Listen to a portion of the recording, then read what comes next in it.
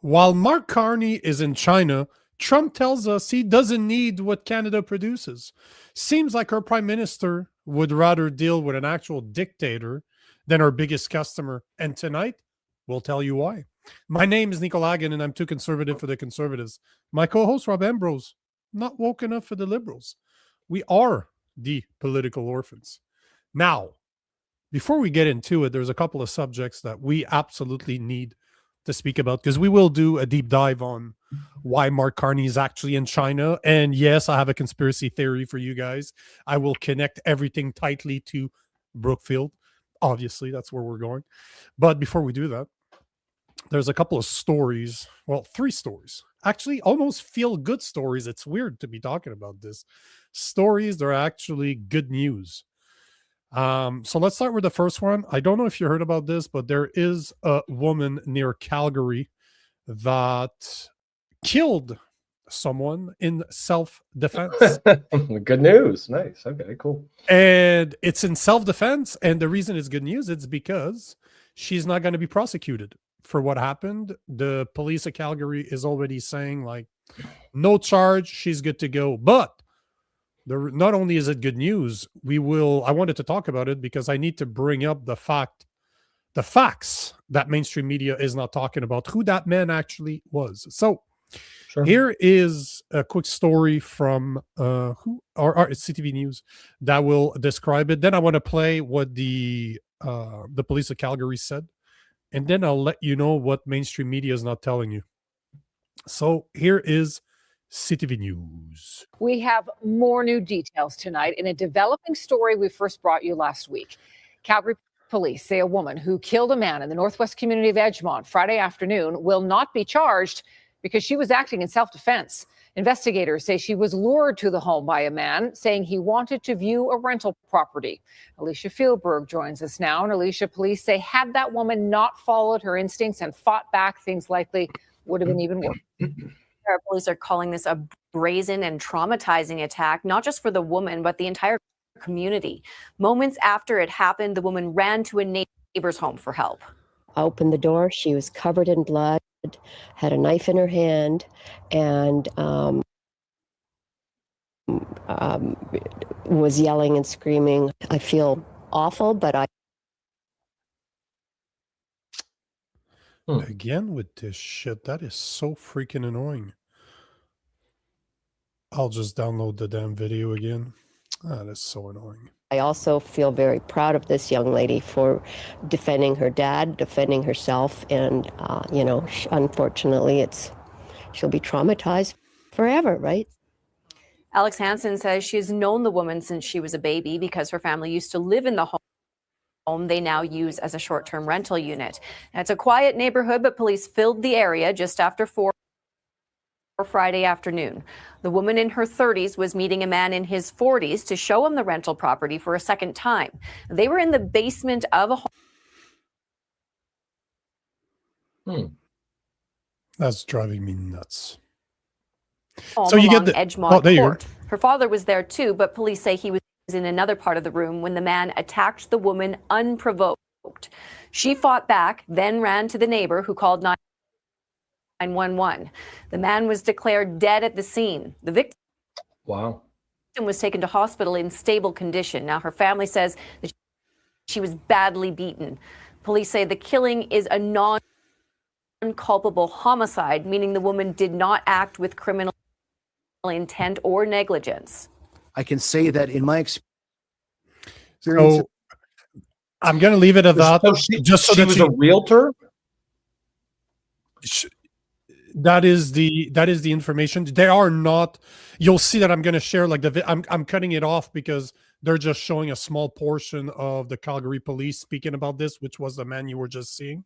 I want to show basically the whole 2-3 minutes that he talks about it. He explains it, but they're kind of keeping her name under wrap. They're kind of not giving too much detail because of the type of incident that it which I can understand. Sure. I can absolutely understand as to why they're trying to keep that secret. If my wife was raped or attacked and she had to kill someone, I'd rather her name not be everywhere too. So I get it. I fully understand. But the part that's interesting is you get an idea. So she was showing a rental property. She was in the basement. It was the second time that she was showing it to the man, and he attacked her. Obviously tried to rape her. She kills him in self-defense, runs to the neighbor covered in blood. And the police had very interesting, because we've seen a lot of self-defense cases recently in Canada. We all know that it doesn't go well for the people defending themselves. Canada does not like you when you defend yourself, but it seems that if you're a woman, it's a bit of a different story, which I'm not trying to say that's because it's a woman, but it seems like all the cases you normally hear are involving men defending their house against an intruder. But in this case, it seems pretty clear cut. But here is investigation. What police had to Police say. believe that the man had lured the woman to the residence under a false pretense of a property showing. While in the residence, the man attacked the woman without provocation. An altercation ensued, which resulted in the death of the man. The woman was able to escape the residence and get the attention of neighbors who called 911. The man and the woman were not in a domestic relationship.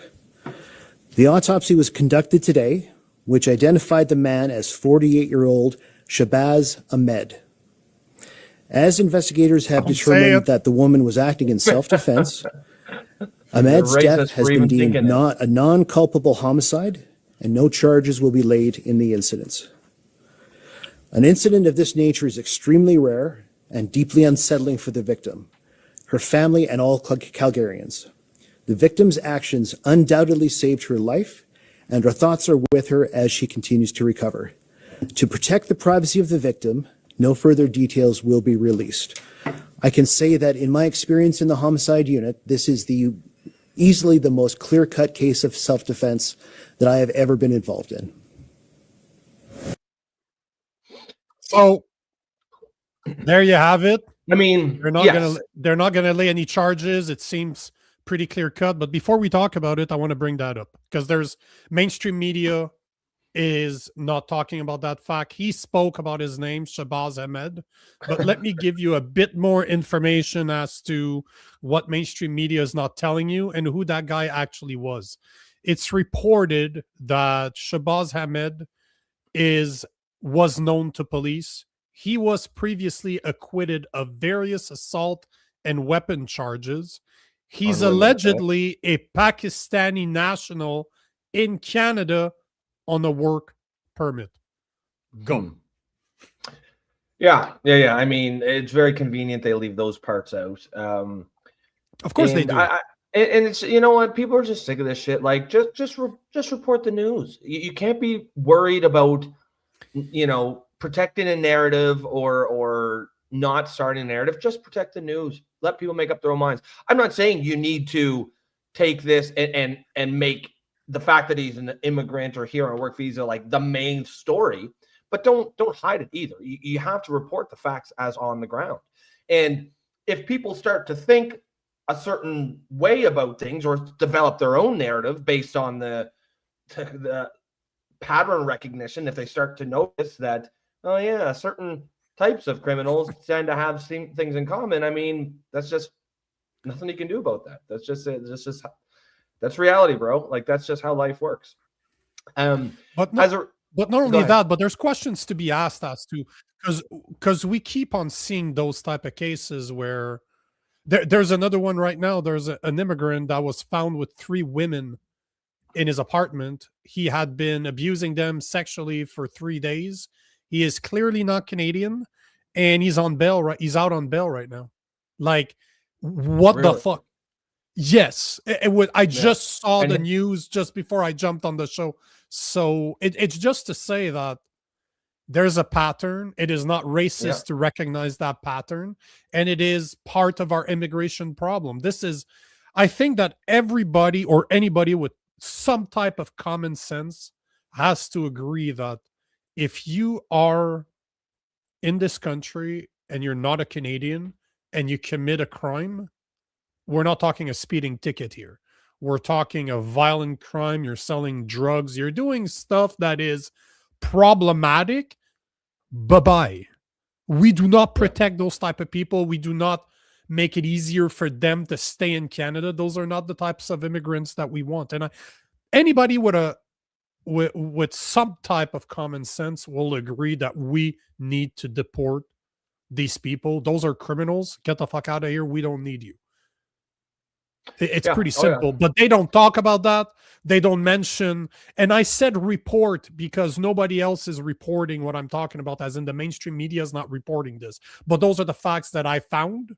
So I'm saying that it's reported and it's alleged to kind of protect the show by saying that I don't have the proof that this is real, but that's what people are saying. That's what other independent source of media are bringing. And even AI like Gemini and Grok are saying the same thing. So the information is out there that he was not Canadian and he had been in trouble before that. The police officers knew that guy. They knew who he was. So we need to talk about this. We need to talk about where they come from. Do those values align with ours? Like that always goes back to the same conversation, but it matters to have that conversation. First, good for her for doing what was needed to survive. Good for the police in Calgary to say that it was self-defense, but shame on mainstream media for lying, because it is lying. If you're not reporting all of the facts, you're lying. You're hiding the fact. That's lying. This matters. People need to know that those people are treated differently, and it cannot happen because it's time and time. Them and pedophiles seem to be treated very differently. Well, this is in the backdrop of case after case of, you know, some immigrant or another getting a lighter sentence, and the judge even says you're getting a lighter sentence so that this doesn't affect your immigration status, which is absolute fucking garbage. You know, those are exactly the people who you want to affect their immigration status. You know, I think, you know, as you said, good job on the Calgary police for not charging over the crime. And I, you know, and that is good. I mean, baby steps here, but you know, they also said this is the most clear-cut case of justified homicide they've ever seen. So yeah, I mean, that's great. That's great that you don't charge someone in the most clear-cut case of self-defense that you've ever seen. But I'd like to have cases where even it's not the most clear-cut case you've ever seen, but it's still pretty clear self-defense. I'd like to see those people not be charged either. We need a serious revamp of, we need castle doctrine in Canada. I've talked about this many times. If you're in my house uninvited, my family's there, I'm not thinking about the law. I'm not thinking about what's okay and what's not okay. I'm thinking my job is to protect my family by whatever means necessary. And this is what I'm going to do as a man. That's it. Plain and simple. I don't care about what the government's going to say afterwards, but that's not fair that I'm not allowed to defend my family by any means necessary because it might offend some purple hair woke idiot somewhere. Yeah. Yeah. 100%. If my family's life matters more than a criminal being on my property for whatever reason. If you're breaking into my house, I assume you have ill intent. For me, in my head, you're raping my child and my wife and you're murdering them afterwards. This is what, if I find you in my house, this is what I will assume. I will assume the worst. I'm not there to have a conversation with you and, hey, bro, did you need $10? Yeah, no. You're here uninvited. Worst case scenario, my family lives, you don't. It is what it is. I'll talk to God when I face him.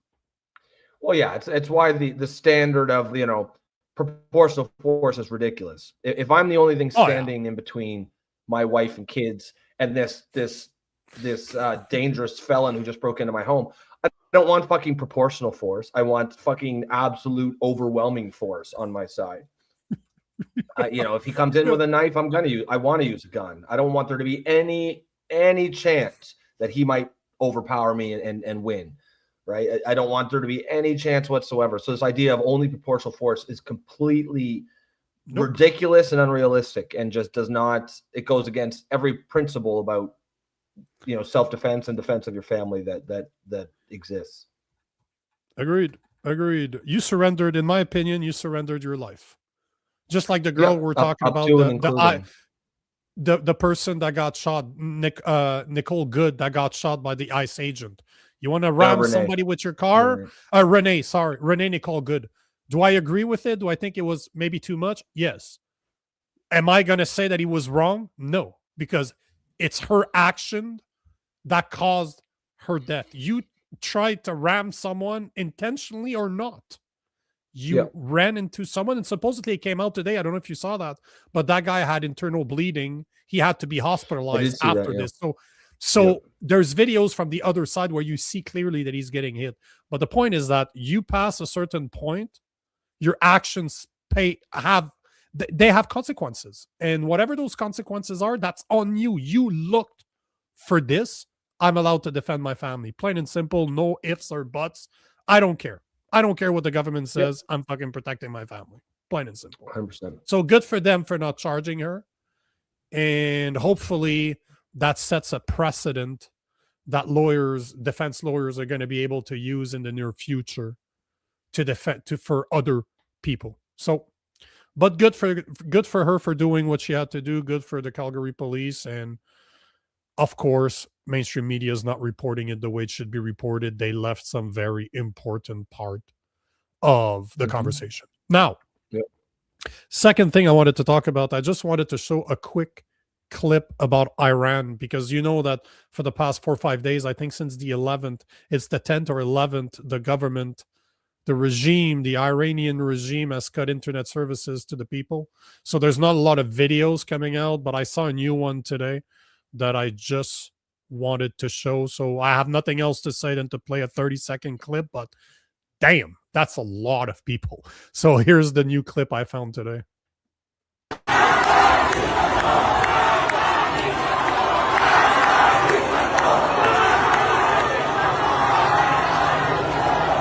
And that's a lot of people, bro.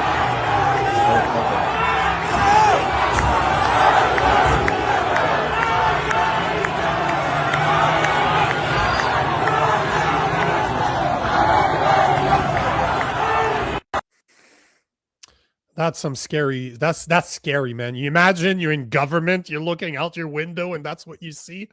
Oh, yeah, you know they're coming for you next. Yeah. And supposedly, I just saw that as I was downloading the video. Supposedly that they closed the airspace in Iran. Yeah, I heard that. So it seems like they're really, really pushing it. So just thought I'd provide a small update. Yeah, it's interesting. It's really hard to get a good sense of exactly what's going on because the media is still not really reporting on it. Then you see videos like that, and you're like, it's hard to imagine how the regime could withstand this. But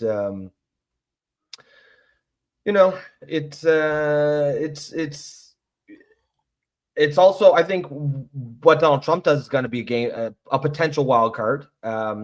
So far, he's been pretty restrained. Normally, the American president, whoever it is, whether it's a conservative or Democrat, would be bombing Iran by now. So, it's pretty interesting to see which way it's going to go. I think it still favors the "this time is different" scenario, and that the regime eventually topples. But at some point, it's got to actually topple. These things run out of steam. They require momentum.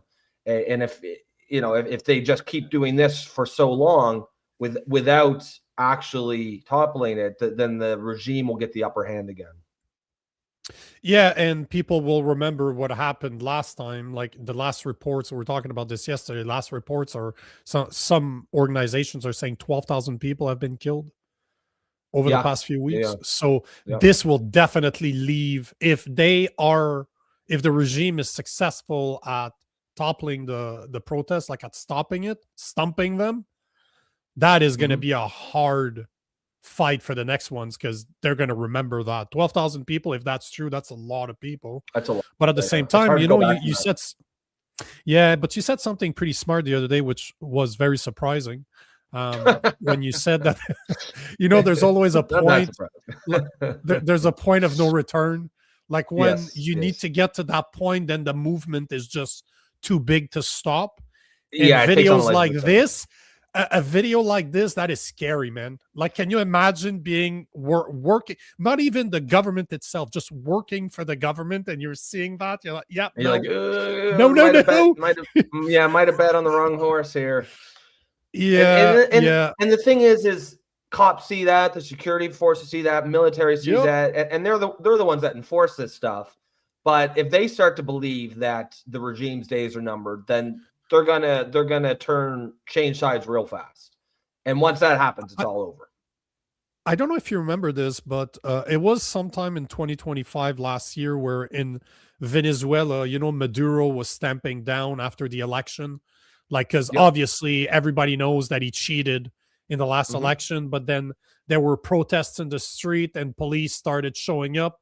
And then there's videos that became viral where police officers were gathering and taking their uniforms off, saying, nope, can't work. And funny enough, now Maduro's not in power anymore.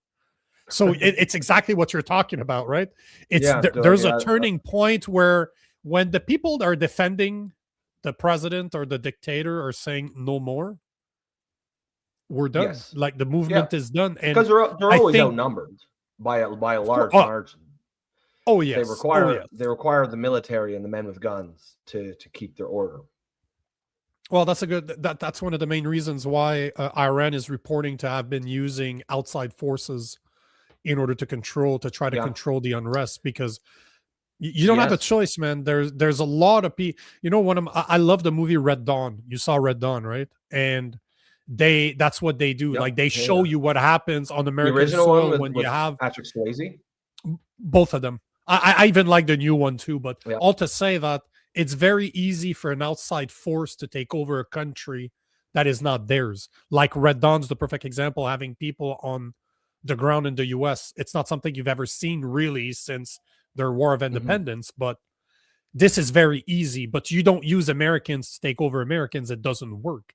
People are just, at one point, the police, that's right. the army is going to say, no, that is not why I signed up. And I think that's what's going to happen in Iran. We can't shoot these people.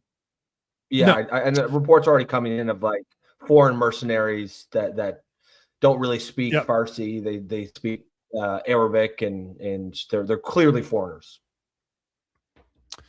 So before we get to the next one, because I have another good news. I'm going to take Janie is saying, agreed, Nico. So probably about protecting your family. You steer the soul. You are lots of business. Oh, there are a lot of business that don't not call law enforcement. Yeah, I agree. Man. No, that's not why. Because they want to be left alone. They don't call law enforcement because they can handle it themselves. Man, I lived in the woods for years. They don't call law enforcement because they're afraid that they'll shoot the criminals. Because there are people that do that. That won't do that. They won't call law enforcement. They'll call it racist if you call the cops. I'm taking it as the other way around. Like, where I used to live in the woods, like I owned a house for 5-6 years. I lived there full time for almost 3. And one of my neighbors, we had a lot of land around there. It was crown land all around. It was hunting grounds around there. Nobody's there. And there's a lot of land to hide people. And there's one of my neighbors had a big crane. Like, he redid his whole house, so he dug, but he just bought the crane and did it. So it wouldn't have been hard to hide a body down there. Like, they're not calling the cops around where I used to live. Everybody has guns. They're the type of places though, but we lived on a dead end, right? If you do not know the car, I would approach you. If you're on the dead end, because it's private, it's not part of the municipality, we own those roads. If you're there, we don't know the car, you will see people get out of their houses like, who the fuck are you? What the fuck are you doing here? Are you lost? Because, bro, you don't belong here. Bye-bye. Because a lot of the guys that lives in the woods are people that had really interesting lives and they ran away from something. That's normally why you live in the middle of nowhere. They don't want people poking. They don't want people poking around. No. No. And the guy that owned that crane was definitely not the type of guy you wanted to. There was a very good reason he was there. I know the reason, but he's a great neighbor to have. I always felt very safe when I wasn't around. If I was on business, I had to leave, and my Yep. then girlfriend was there alone. I was not worried. 2 German shepherds and that guy, no problem. Yeah. I was not worried. Nice.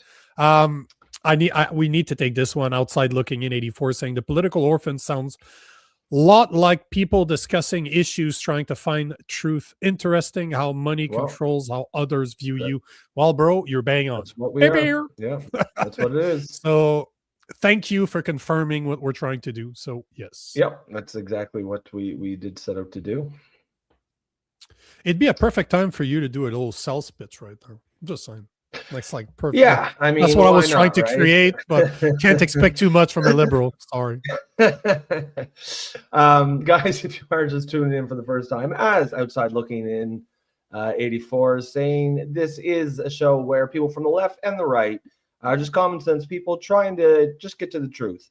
If that sounds like something you want to be a part of, please consider becoming a member. You can do so through YouTube for the low price of $2.99 per month. You can also support the show by buying us a coffee in your upper right hand corner of your screen.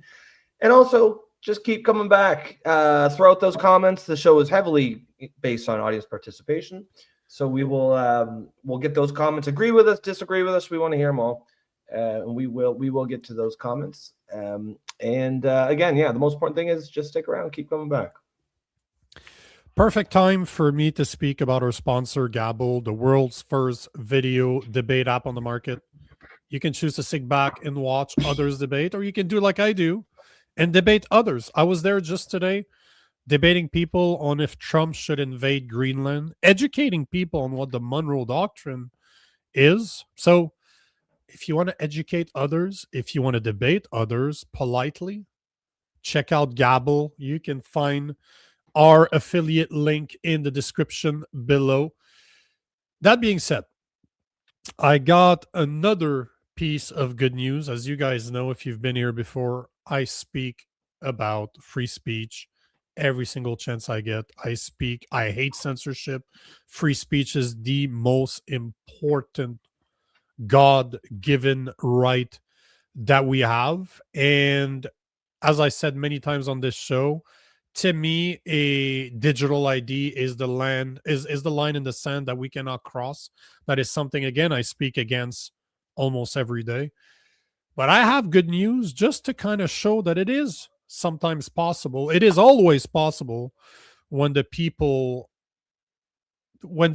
get together to make the government back down. So there's a video that I saw today that is indicating that the UK government is scrapping their plans for mandatory digital ID to work by 2029.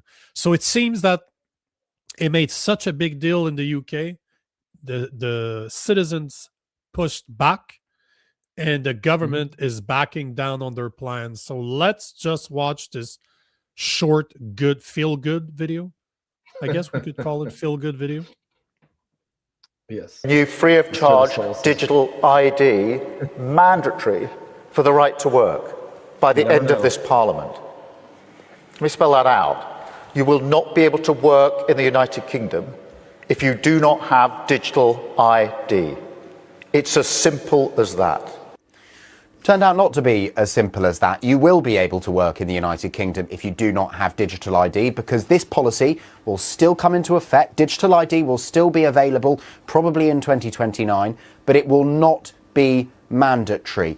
Digital checks on your right to work will be mandatory, but the thing that is being checked digitally could be some other document, perhaps that you already have, for example, a passport. So for many people, that will feel quite a bit like the status quo. The argument being made in government this morning is that this sort of takes some of the heat out of the row. There was lots of criticism of the mandatory element of it. Some people in government saw some of that criticism as conspiracism. Well, this takes that out of it, but they still have what they believe will be a new measure which could transform how many people experience public services. A lot of criticism for the government from its political opponents this morning. So there you have it. It seems that the mandatory part is being challenged or removed or calmed down for the moment. This you can always is count definitely on government incompetence, right? You can always count on the government just shit in the bed. So sometimes it's Yeah. a good thing. Well, that's a very, very small win. But the only reason I wanted to talk about is obviously we talk about censorship in the UK all the time. Digital ID goes hand to hand with censorship, and I just wanted to highlight the fact that when people push back, you can change things. Now, that Sure. doesn't mean that the mandatory part is being questioned or scrapped right now, but they're not scrapping the whole idea of digital ID. So this is just a tiny, small, feel-good win, but it is nothing in the war against digital IDs, though. Like, it's nothing. And like we highlighted yesterday, this is not just in the UK. Like in BC, they already have one. In Alberta, Smith introduced one. Yesterday, Wop Wop Canoe out of Manitoba introduced his. Quebec's working on theirs. Ontario's working on theirs. So this is something that's coming here. The health card will become digital, and that is the first digital ID that we're talking about, your health record. So it's coming here, and we definitely need to fight that stuff here too. For sure. Take a few of these comments because there's a few coming in pretty good. Absolutely. Let me take one before that is not serious. That's about you. You stirred the soul. I'm just glad we're on. Yeah, it's hit or miss, brother. You never know, really. Yeah. There's a 50-50 chance. Too. Yeah, there's a 50-50 chance of pants around here.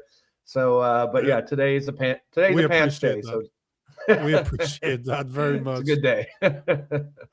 My 2 cents says, so much heat on Starmer right now. He's pulling at below 50. He had to back off for now. Yeah, I mean, that's, it's kind of what Nico was saying.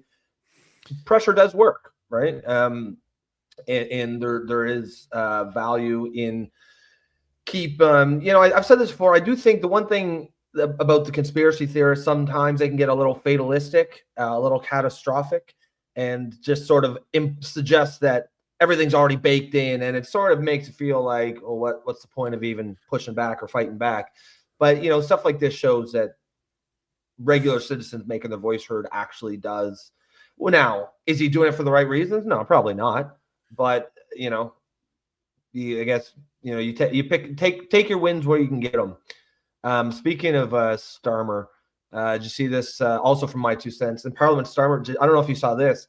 In Parliament, Starmer just blocked incest marriage and cousin marriage in the UK, pending Muslims. That's insane, right? Like, it's just such a ridiculous but perfect example of how far this nonsense has gone.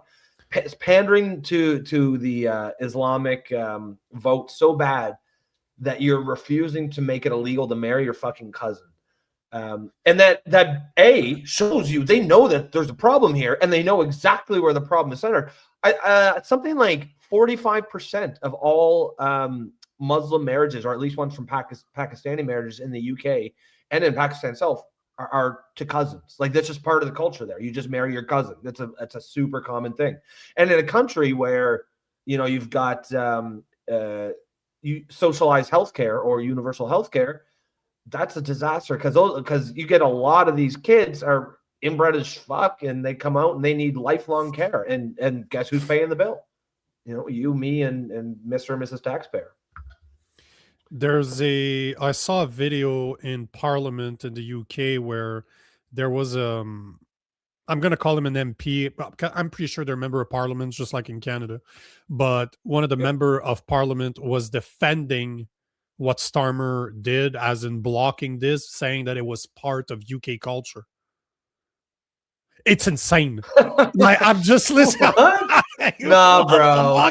That's like Muslim values or Canadian values.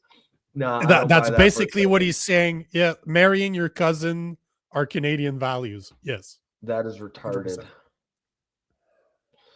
It was just a matter of time before that word was dropped. Yeah, exactly right. I was just expecting, when is he gonna say it? When? Yeah. As Trevor said, just the fact that first cousin marriage is being spoken about is insane. Yeah, I mean, it's been a taboo in the West for a very long time.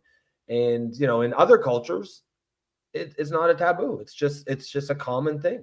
45, like basically half of all marriages are between first cousins. That's a serious fucking problem, and it also explains some things too. Well, yeah, I should have kept that video because I spoke about it before, but the guy that's always on the whatever podcast, the kind of, he's such a dick. Like he's one of the whole, he's not a host, but he's always like friends of the show, and he was debating a Muslim, and that's basically, he was explaining how the reasons Muslims like the West is because you guys marry so much of your cousins and you're so inbred, your IQ is so low that you haven't created anything. You guys still are using horses to pull your buggies when we have cars and airplanes here. You guys haven't invented anything because you're too fucking stupid and inbred. But the guy's just dropping the way that guy's a dick. The way he says it is so Sure. You listen to him and you're like, bro, but then he drops the stats that are actually right. So you're like, I don't want to agree with him, but he's actually factually you can't correct. you can't argue with the stats. And yeah, I mean, probably not the way I would say it, but where no, but he knows how to get attention. Yeah, obviously he knows how to get attention. Yeah. Oh yeah. Andrew Wilson is Trevor Benson says. Yes. Yep. That's the guy. Yeah, and I think Trevor corrected me last time because I couldn't remember, but it is him. Wildflower 1957 or Wild 1957 Flower saying, I agree. This is but a small victory in total surveillance. I always think, I talk about this stuff every day, and Rob, you're so right that it gets very heavy to speak about this.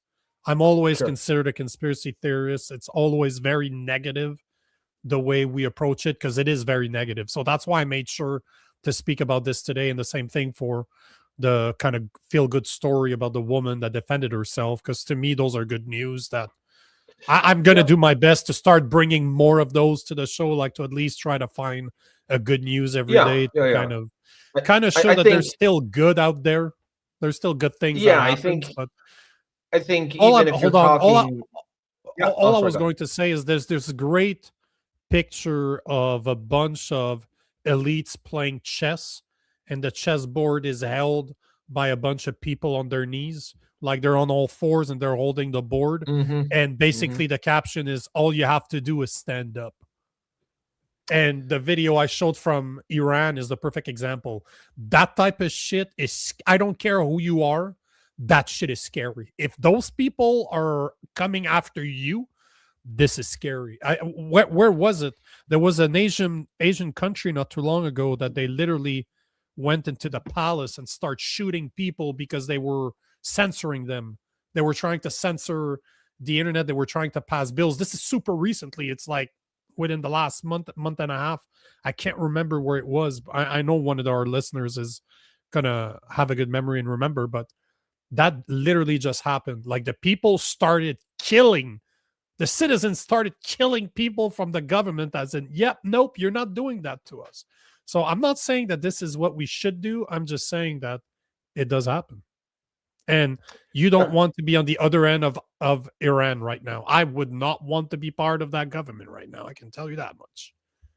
No, definitely not. And yeah, I mean, I think it's even if you're talking about things that are true, if you only just talk about the negative, I think it can kind of send you down a spiral.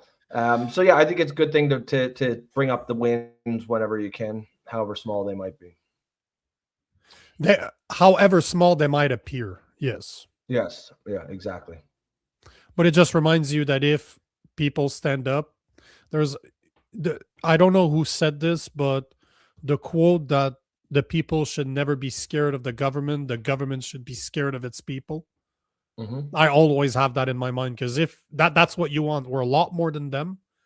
And what was it? It was a few percent tax in the US on tea made them start a revolution. Just saying. Yep. Yeah, that's right. Yeah, it's often just a little a spark, right? Remember the Arab Spring from a few years back? It was some street vendor in Tunisia who government took his the local cops. He couldn't pay the bribe to the local cops, so they took his street car, and that was basically how he fed his family.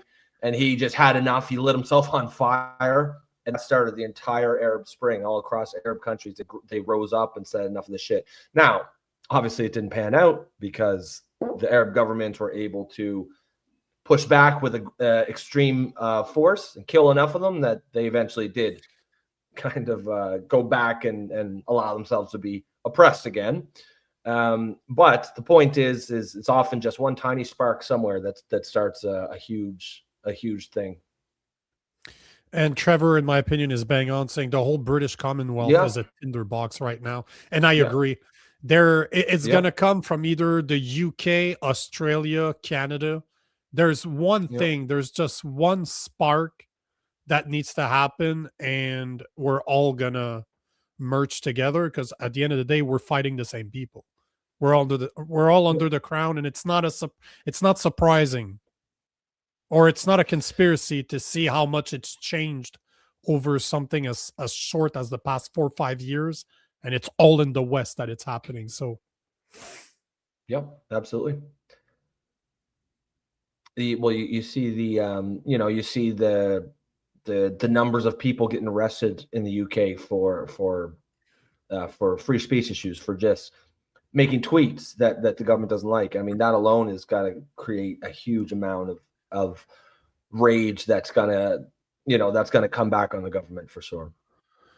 13,000 a year, 2023, 2024, there were 13,000 a year. Let's see about last year. We don't have the numbers yet, but before we change the subject to the main subject of the day, I wanted to take this one. Church of Hertz is saying, I'm glad y'all, I love y'all. The expression y'all is awesome. I'm glad y'all don't use sound effects to try to trick the algorithm, as if I can't figure that out. The only sound effect we use here is Rob farting on camera. And yes, we heard you. That's why I took. You farted like 5 minutes ago. We fucking heard you, bro. If you thought you were being slick. That was the sound effect. That was the chair. That was the chair. I swear it was the chair. I swear it was the chair. I swear it was the chair. So you guys I wasn't going to say anything until I saw that comment. And that comment, yeah. That comment was great. Yeah. That's all I'm doing. I'm trying to trick the algorithm. Let's get into the main topic of the day, being Carney arriving in China.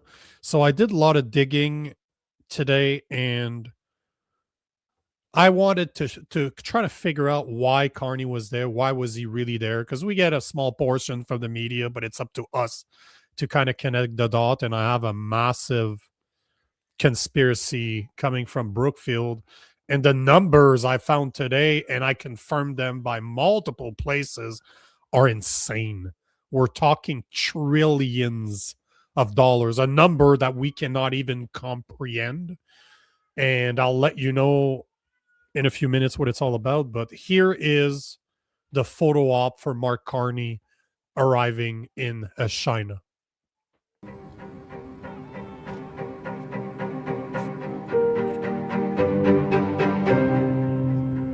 You know you're short when you're as short as Chinese people.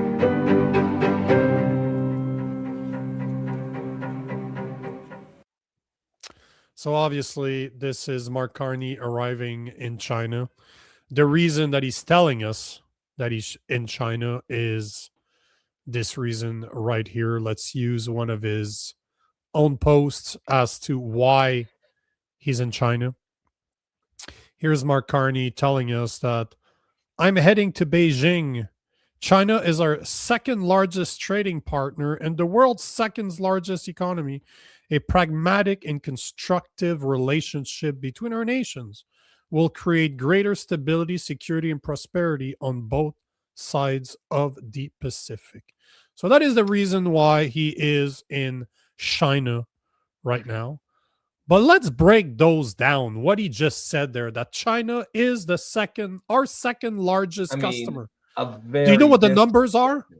Do you know what the numbers are? No, but I'm sure it's not even, it's a very distant second. Show me, just throw a number out there. How much of our exports does China buy?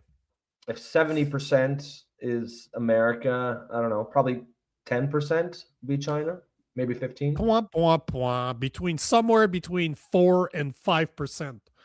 And just to correct you, it's not 70% that goes to the US, but somewhere like 76%. So arguably, it's somewhere between 4 to 5. This is our second largest. That just shows you how big of a customer the US is to us. Yeah. And I don't know if you China saw cannot this. replace America. No. And you saying that you're trying to deal with a dictator, because China is under a communist dictatorship. So I love how Canadians are calling Trump a dictator and agreeing that we need to do more business with China, which is under an actual dictatorship. The irony here is absolutely hilarious. But I don't know if you saw that, but did you see what Trump said about Canadian products yesterday? I wanted to talk about it, but good thing we didn't. But here's what Trump said about Canada yesterday. I mean, you know, I want to see Canada and Mexico do well, but the problem is we don't need their product. You know, we don't need cars made in Canada. We don't need cars made in Mexico. We want to make them here. And that's what's happening. Everybody's moving here. From Canada, they're coming here. From Mexico, from Japan, from Germany, from all over the world, they're coming here. They're opening up their plants. Bill is lucky because he's had a lot here, but when he doesn't have it here, he's moving here. They're doing big expansions for it. But they're all doing great. The car industry is exciting, and to be honest with you, Bill, every industry is exciting. Yeah, just like this. So basically, Trump saying that the U.S. does not need what Canada produces.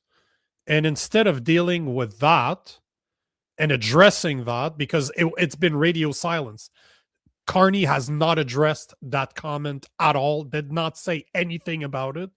Instead, he just went to China to try to further our relationship with a dictator communist state that barely buys 4% of our exports, while 76% is going to the US. And I want to remind people that the free trade agreement, the CUSMA or the USMCA, is worth $950 billion to $1 billion. $950 billion a year to $1 trillion a year in products and services between Canada and the US. And our PM would rather go deal with China than to actually address that. And I agree, there's a comment that the only reason Carney's doing that's to piss off Trump even more. And it's not hard for me to believe. What did he do with what did he do with Palestine when Trump is basically backing Israel? Carney goes out and say, we recognize Palestine as a state. When Trump is talking about Greenland, he goes to Greenland and say, we will help protect you. Like, he seems he's doing absolutely everything possible to piss the U.S. off. And, you know, if you look at what's going on right now, so he wants to renew, because there's no prime minister that's been to China since 2017. So in almost 10 years, there hasn't been a prime minister in China. So he'll be the first one to go in almost 10 years. And the rumors are, and I've talked about this before, the rumors are that he's going to go to China. He's there in China to try to have the canola tariffs that China put on us last year, like 100% tariffs. And a lot of people like me are believing that the only real hand that he has is the 100% tariffs that we have on their EV cars. So he's going to play that game. But before, because there was somebody on my Instagram earlier saying that, oh, that's a good deal.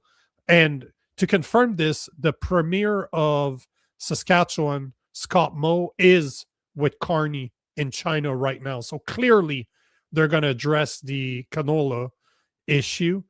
But just so you guys know, in 2024, our canola export was worth about $14.5 billion worldwide. China buys about $5 billion of it, so somewhere around 40% of our exports when it comes to canola goes to China. The U.S. buys about $8 billion a year, about 53%. So even in canola, the U.S. is our biggest customer, yet we're trying to go to China for something that might be worth about $5 billion a year. And why does that matter is because remember the 2035 EV mandates that Carney put in place, right? That by 2035 in Canada, 100% of all new lightweight vehicle will have to be EV. It will need to be battery operated. Yet, all of the biggest manufacturers in Canada, when that mandate came to be, wrote to Carney and said, what are you talking about? We are not able to handle this over the next 10 years. So how are we supposed to make it happen? Well, easy. Open your market to China. China has probably the best EV cars. I don't know if you saw that. If you saw the cars that China sells, and they're not that expensive. They're cheaper than what we can produce here. But it's estimated right now that the EV market in Canada, because of the 2035 mandate, is valued between 50 to 100 billion dollars a year. This is what it will be by 2035. So you're looking at trying to get $5 billion back compared to opening our market that could be 50 to 100 billion dollars worth, and you would decimate our car manufacturing in Canada. Even Doug Ford, Doughboy Ford, is complaining about this because it will decimate Ontario, because this is massive. 50 to 100 billion dollars in Canada. That is absolutely massive. But one of the things that we need to understand is, why would Carney do that? Because remember, he was the UN Special Envoy for Climate Change. He's always been pushing the green agenda ever since he's been prime minister. His book Values is all about how we need to put a price on the green initiative. Almost every single economic decision that a country makes should consider the green agenda. That's basically what his book is saying. But here's where it gets very fucking interesting, because why would he do this if there wasn't money for Brookfield? Because everything he does seems to be to make more money for Brookfield. But I found a connection for you guys. So Mark Carney, in 2024, 2025, was the head of the transition investing at Brookfield. It's called the Global Transition Fund. He personally launched it and overseed it and raised over $28 billion as per 2025. The fund is specifically designated to invest in exactly what the 2035 mandates requires. What does it require?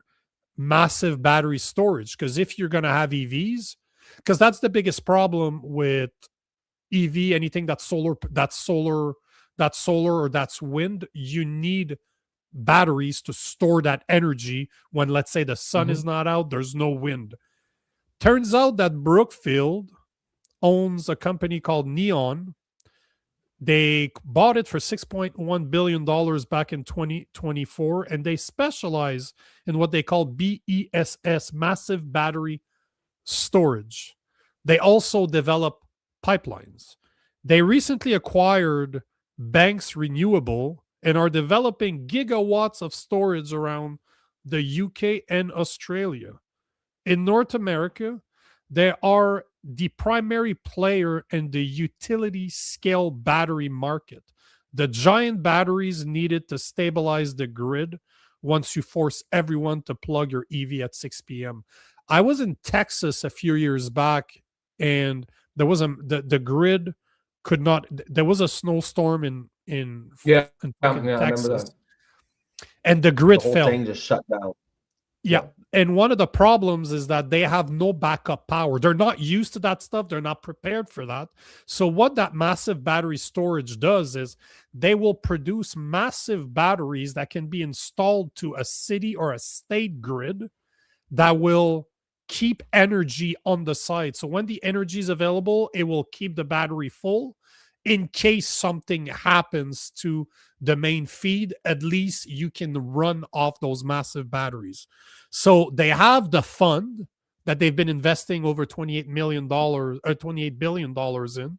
They have the technology when it comes to massive battery storage. They also, this is the part that's very interesting too. They specialize in EV charging infrastructure. Brookfield has multiple arms reaching into the charging market.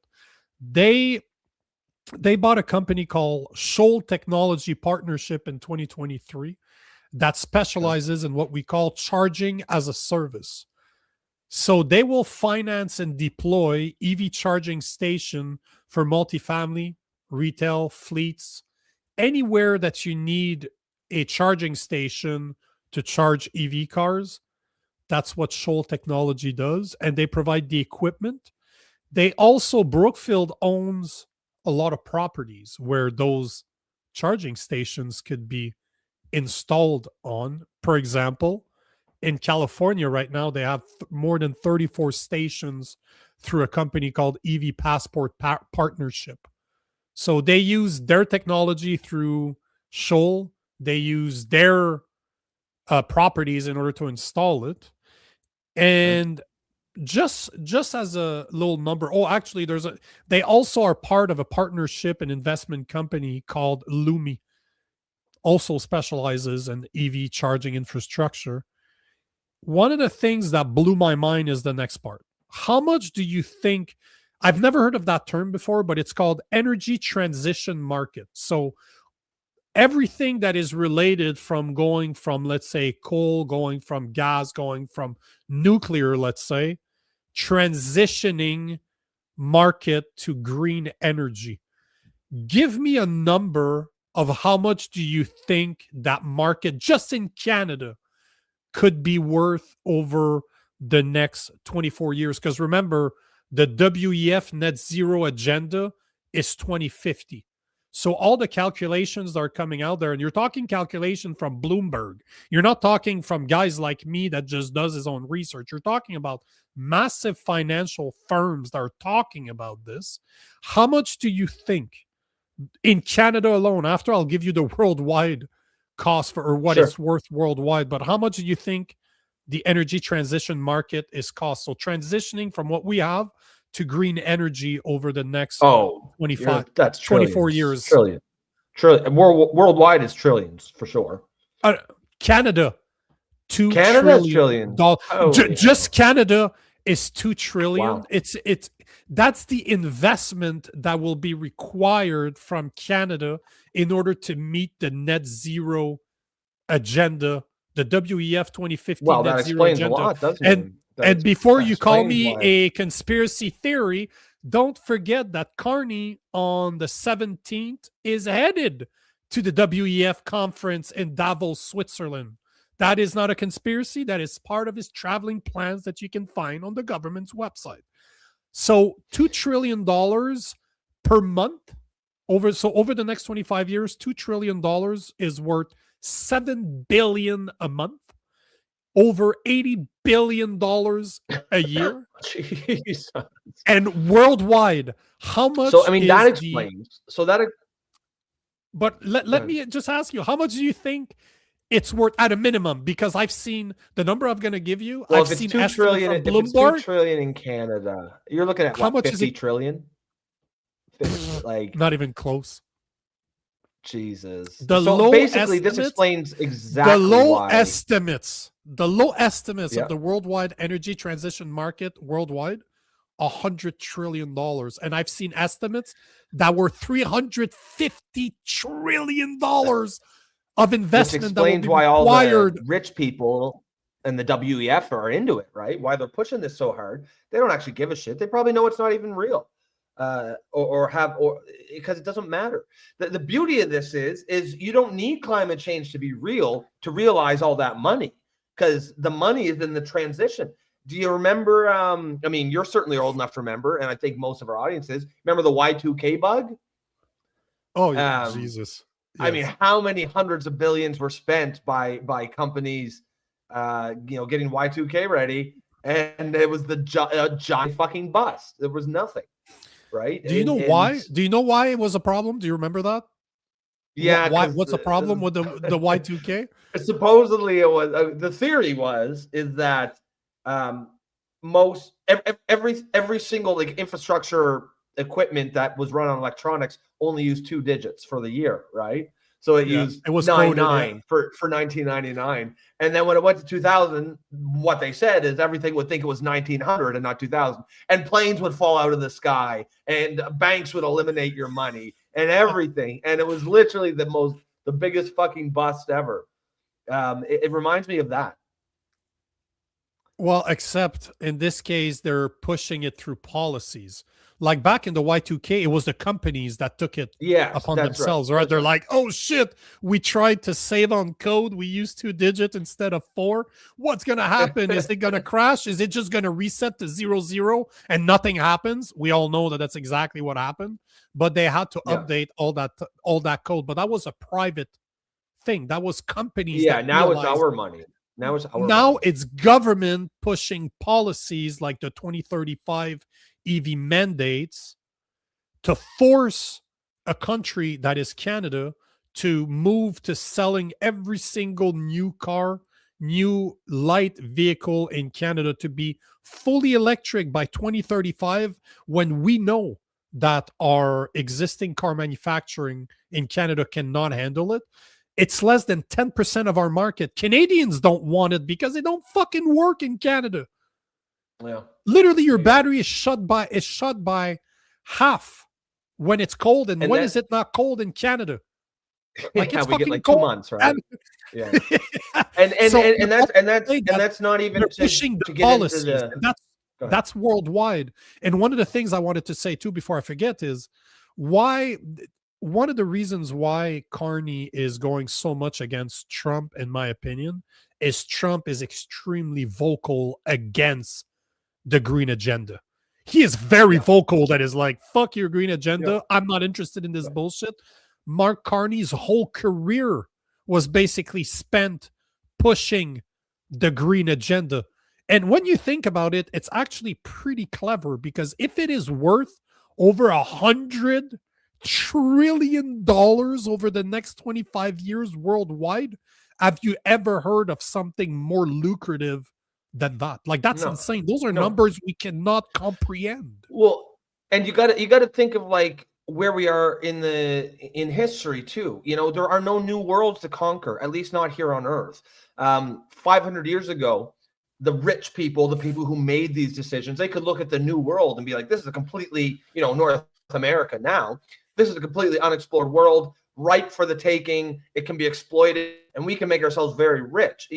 And most European countries did get very, very rich by exploiting, the natural resources of these untapped worlds.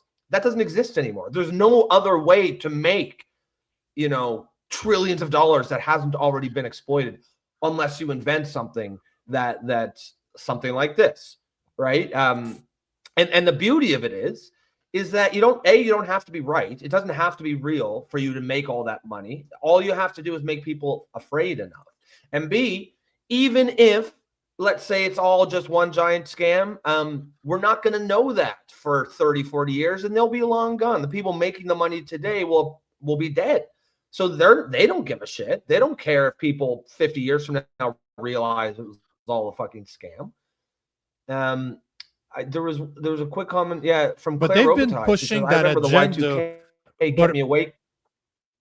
But before you go, they've been pushing that agenda since Al Gore, since the 80s. Remember, 10 years after Al Gore started, we were supposed to be underwater. Inconvenient and those fuckers and those guys are still pushing. They're still buying land right on the water. Which they would not be doing. Claire says, I remember the Claire Robitaille says, I remember the Y2K kept me awake for a few nights. And that's the point I was getting at is, of course, there's some differences, right? That was companies and stuff. But the point was, do you remember the fear in that moment? Because everyone felt it. People weren't flying on New Year's Eve, right? People were scared. A lot of people just stayed home because they didn't know what the fuck was going to happen. And that's the part that's the same, is that fear, that broad collective fear. And once you make people afraid, you can control them very, very, very, very easy. You can convince them, hey, why don't we transfer $100 trillion to the richest 1%? Because, hey, you're scared. You don't want civilization to be destroyed, do you? You don't want coastal regions 50 kilometers into the coast to be all submerged underwater, do you?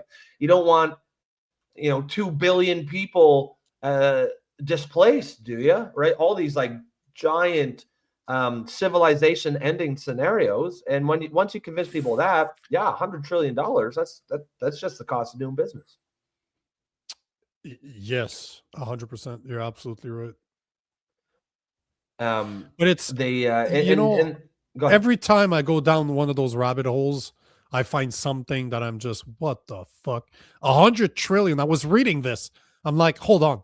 I confirmed it everywhere, and those are lowball estimates. Some of the estimates are in the $350 trillion over the next 24 years. And talk about a gold rush. When I saw the T, I'm like, hold on, is that a mistake? Like T.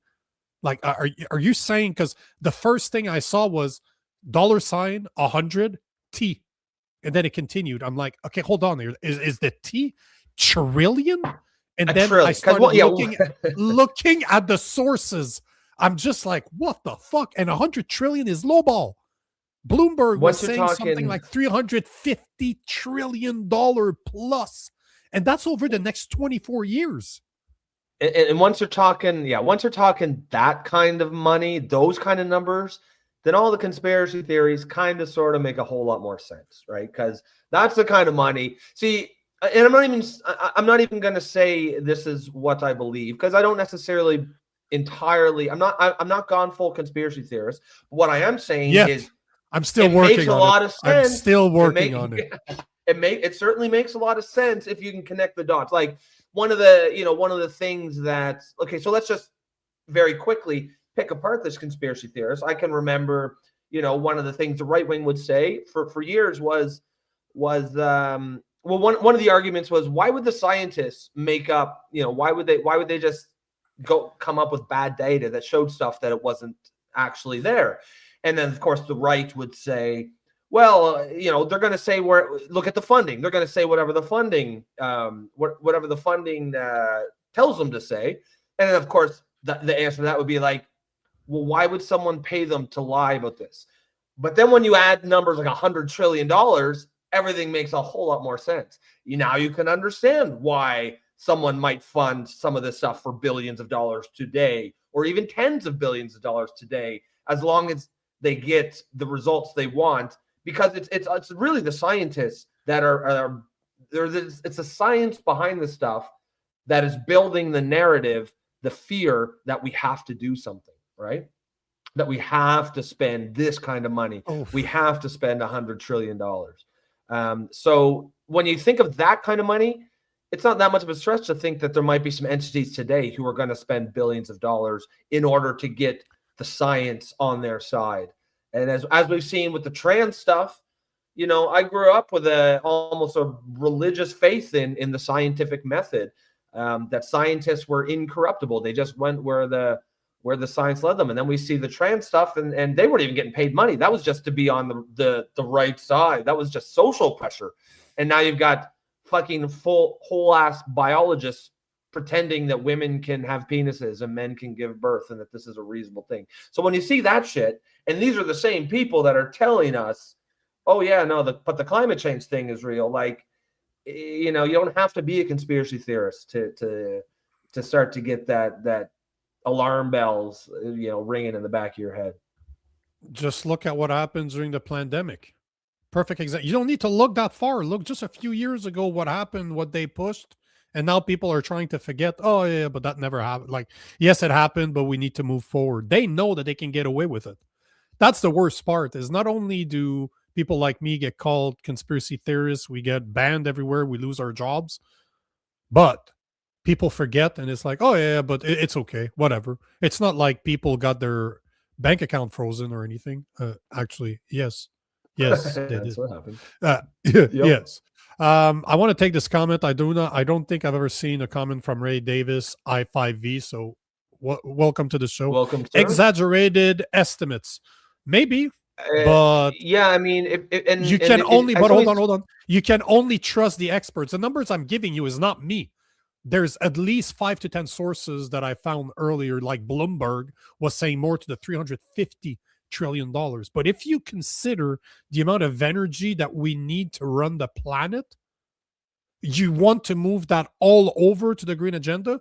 Those are estimates to say that that's what the market could be worth. There's no way of knowing what the market is actually worth until you start migrating to it. That's where they still are right now. The market's not available yet. Well, that's why they're pushing it to 2050. They understand how long it's going to take to get there. But they're just look at what's going on in Canada. The MOU that the government signed with Daniel Smith out of Alberta is covered. It literally has the phrase of the net zero by 2050. It is in the MOU regarding oil and gas. It's absolutely insane, but it's being pushed. Carbon tax. What do you think carbon tax is? There's going to be a $130 a ton carbon tax in Alberta in order to fund the pathway project, the carbon capture pathway project, because they know that it doesn't make money. The only reason businesses are going to be able to make money is because the major part of the bill is going to be flipped by taxpayers. And this is the calculation. You can do them for yourself. All the information's in the MOU. They need the tax to pay for the carbon capture pathway project because it will not generate enough money. It's never been proven to be financially stable for a company to invest in those green energies. Why do you think they don't? Why do you think the government is always spending our money in order to subsidize those green agenda? Because it doesn't make money. Why the fuck would we use that shit when we can use oil and gas? We can use nuclear reactors instead. It makes no sense. It's all bullshit. It doesn't make money. So why is the government involved?